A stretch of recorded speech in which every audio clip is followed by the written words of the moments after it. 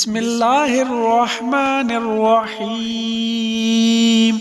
يسبح لله ما في السماوات وما في الأرض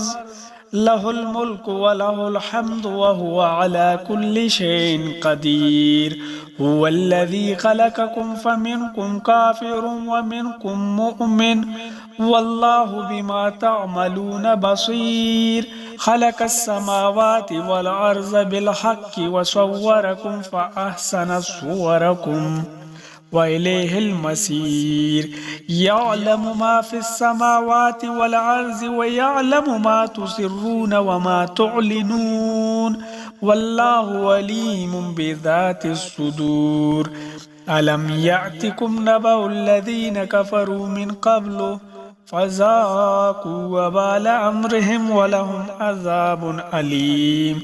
ذلك بأنه كانت تأتيهم رسلهم بالبينات فقالوا وبشر يهدوننا فكفروا وتولوا واستغنى الله والله غني حميد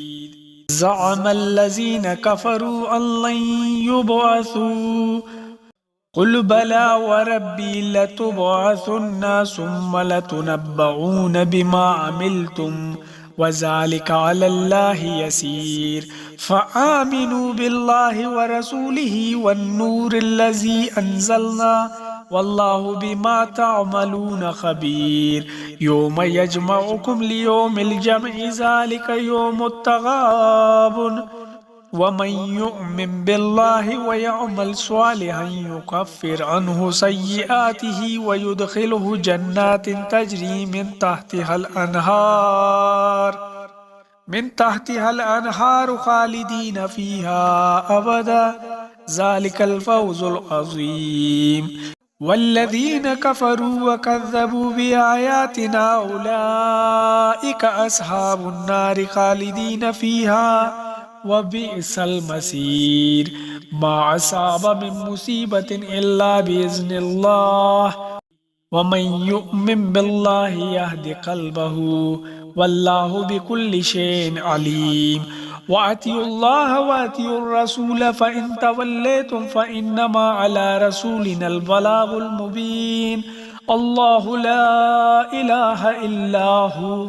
وعلى الله فليتوكل المؤمنون يا أيها الذين آمنوا إن من أزواجكم وأولادكم عدوا لكم فاحذروهم وإن تعفوا وتصفحوا وتغفروا فإن الله غفور رحيم إنما أموالكم وأولادكم فتنة والله عنده أجر عظيم فاتقوا الله ما استطعتم واسمعوا واتقوا الله وأنفقوا خيرا لأنفسكم ومن يوق شح نفسه فأولئك هم المفلحون إن تقرضوا الله قرضا حسنا يضاعفه لكم ويغفر لكم والله شكور حليم عالم الغيب والشهادة العزيز الحكيم